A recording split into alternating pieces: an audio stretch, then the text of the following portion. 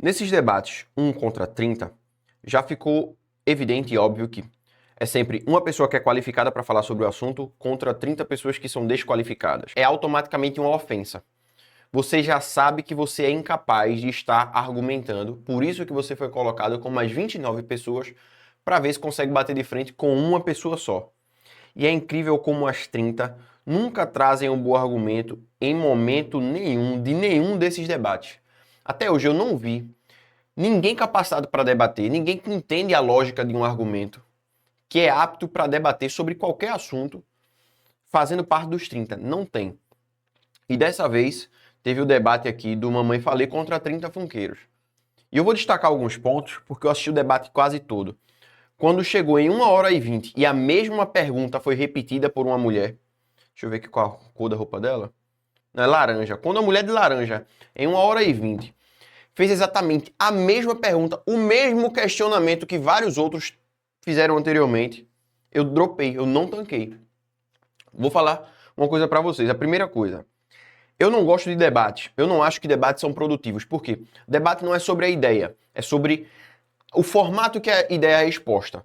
Tem que ser um negócio agressivo, tem que pisar no inimigo, tem que humilhar o oponente, porque senão o debate nunca é ganho por você. Se você apresentar bons argumentos, mas o outro inimigo utilizar a dialética erística para tentar te humilhar, ele vai sair como vitorioso. Isso é uma merda, porque aí quem ganha não são as ideias, e sim a performance.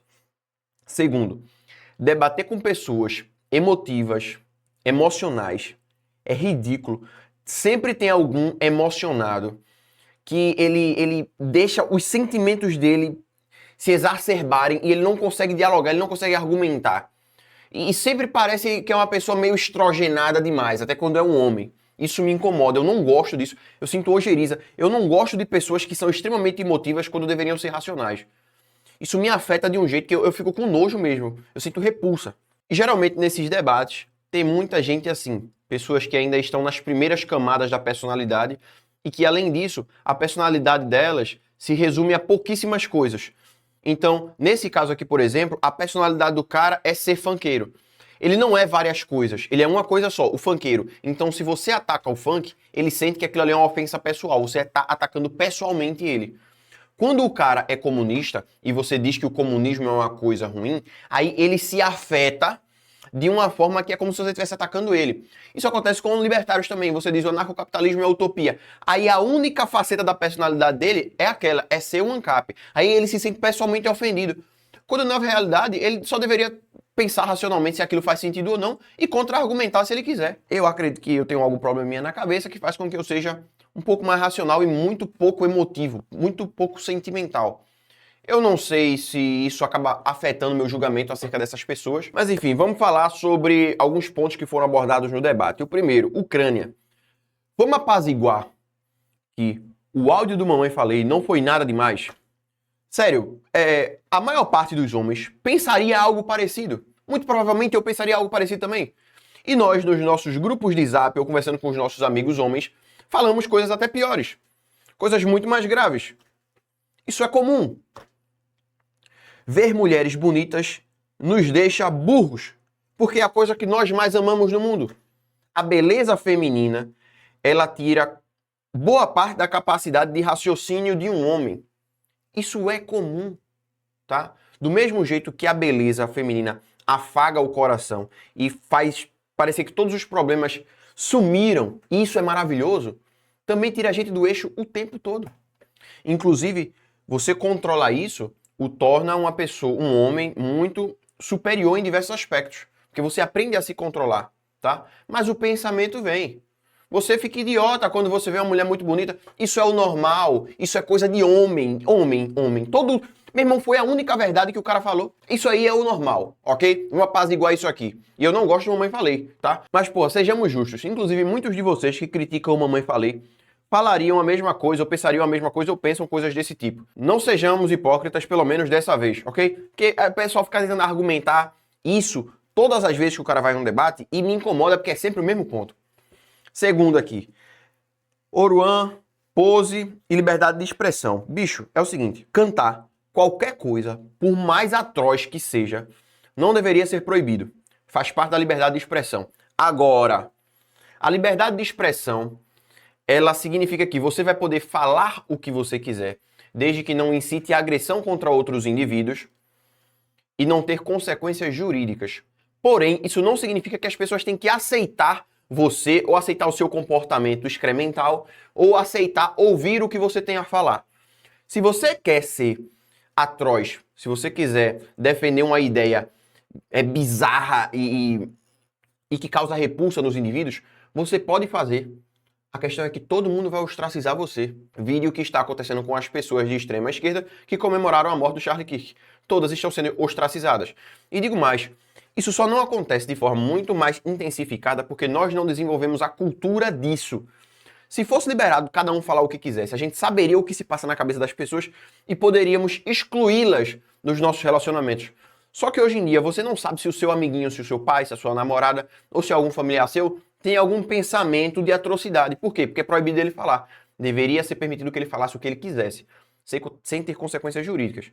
E aí você poderia excluir essa pessoa perderia emprego, essa pessoa não trabalharia em canto nenhum, essa pessoa teria dificuldade de se relacionar com outras empresas, de fazer compras, de vender coisas. Isso é o que deveria acontecer. Agora, isso não significa que o Oruan e o Pose são inocentes. Supostamente, há outros crimes relacionados a esses indivíduos. E esses deveriam ser os reais motivos para que eles fossem postos na cadeia. Então não é pela música. A música é o menor dos problemas. Dane-se o que eles cantam. É a mesma coisa do Léo Lins. O cara tem liberdade para falar o que ele quiser dentro do ambiente privado, pô. Porque o dono do ambiente privado permitiu. Agora, se o dono de um ambiente privado olha pro Oruan e olha pro Pose, vê que eles têm comportamentos que são negativos ou que eles cantam coisas negativas, deveriam olhar para ele e dizer assim, rapaz, olha, a gente não quer se associar com pessoas que cantam o que vocês cantam.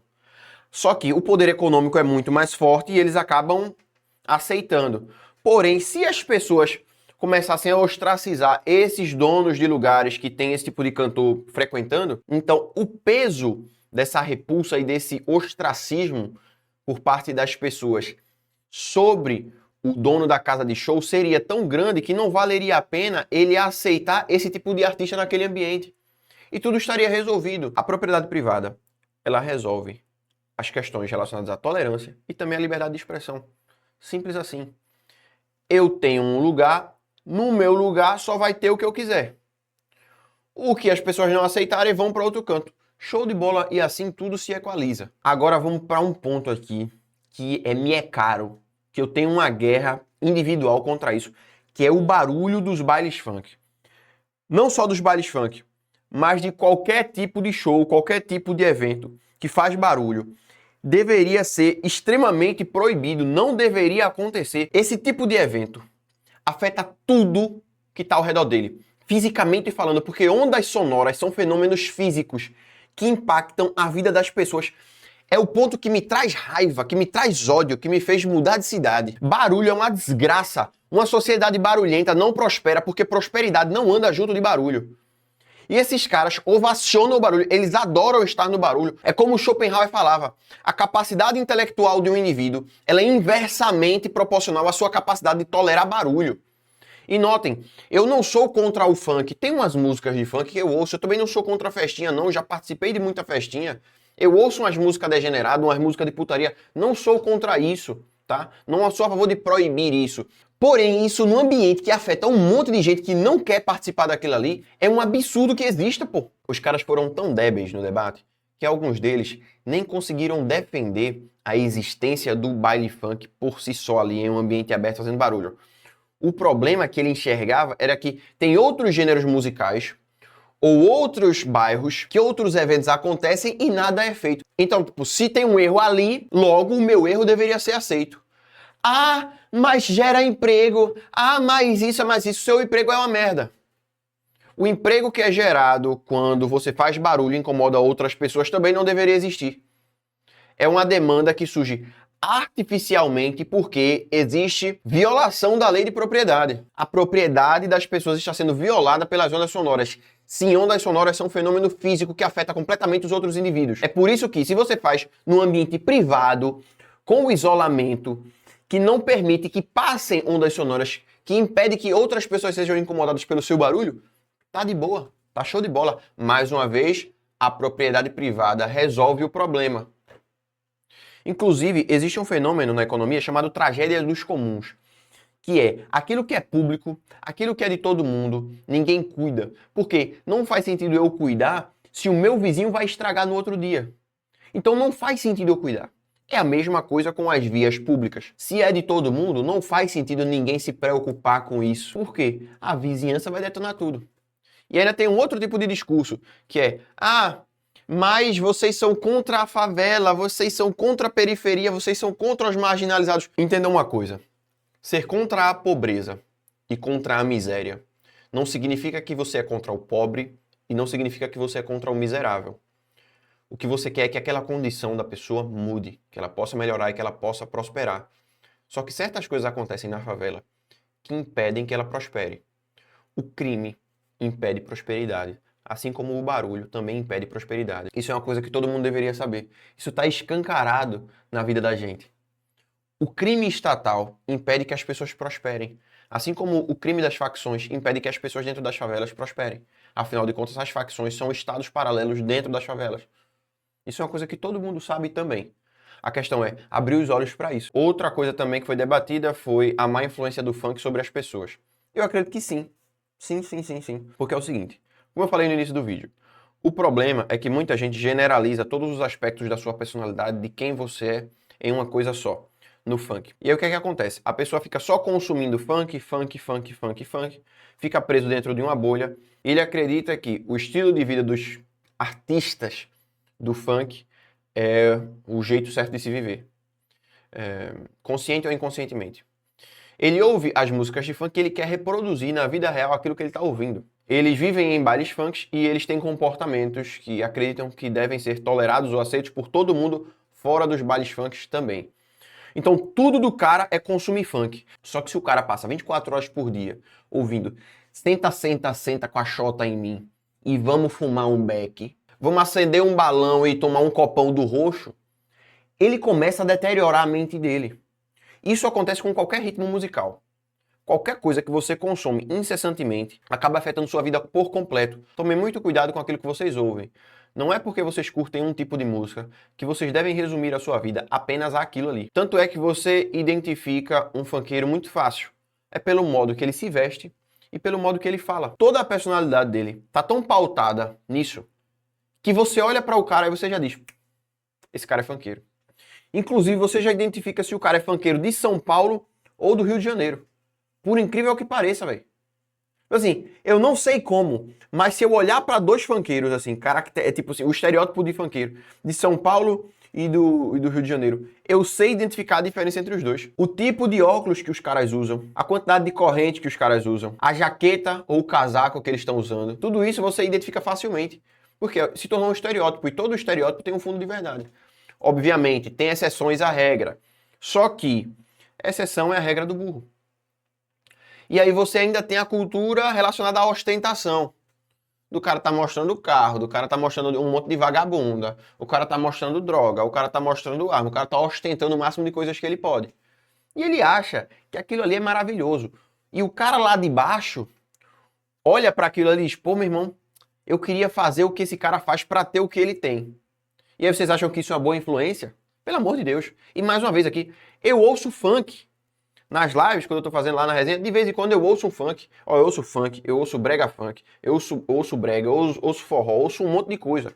Mas eu sou majoritariamente do rock e da música eletrônica. Só que o rock não é a minha personalidade. Oh meu Deus, o que é que você é? Não, eu sou um roqueiro. Nada a ver, não faz sentido isso. É ser muito pobre intelectualmente se reduzir a uma única coisa na sua vida. Tanto é que, mais uma vez, você ataca o funk e eles acreditam que você está fazendo um ataque pessoal a eles. Isso acontece muito com religião. Se você fizer uma crítica ao cristianismo, ao catolicismo ou qualquer outra religião, o cara se sente pessoalmente ofendido porque é como se ele fosse um idiota que acredita numa mentira. Não, velho, eu tenho uma crítica, tá? Tem alguma coisa que eu não acredito, alguma coisa que eu não concordo, e vida que segue. Por que é que você se importa tanto? Aí volta lá para o primeiro tópico que eu falei, que é o fato de pessoas extremamente emocionais serem idiotas. É cansativo tentar dialogar com pessoas assim.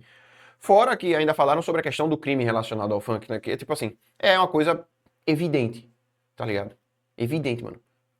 E não só lavagem de dinheiro, como outros crimes também. Cara, tem vídeo de menina de 14, 15 anos indo pra o baile funk e voltando grávida, velho. E sua mãe sabe, tem vídeo, o repórter... Não, mas sua mãe sabe que você tá indo pra... Não, ela sabe, ela sabe.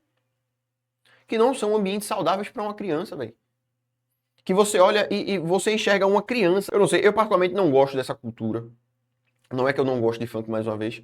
É que eu não gosto muito da generalização dessa cultura. De nenhuma cultura. Eu não acho saudável pra ninguém. Enfim. Um debate, mais uma vez, horrível, com 30 pessoas incapacitadas. Eu tô esperando sair o debate do Arthur com os 30... Eu acho que é com os 30 ou com os 20 trabalhistas, alguma coisa assim. Enfim, deixa aqui nos comentários o que é que vocês acharam do debate. Eu achei mais um debate porco, mas é isso. Se vocês quiserem aprender um pouco sobre libertarianismo, aqui embaixo tem links para diversos livros. Comprando através dos meus links, vocês ajudam a manter o canal. Não só os livros, mas qualquer coisa que vocês comprem através dos meus links. Além disso, você pode apoiar o canal se tornando um membro. Não esquece de se inscrever, deixa o like e é isso. Até o próximo vídeo. Valeu, falou e fui.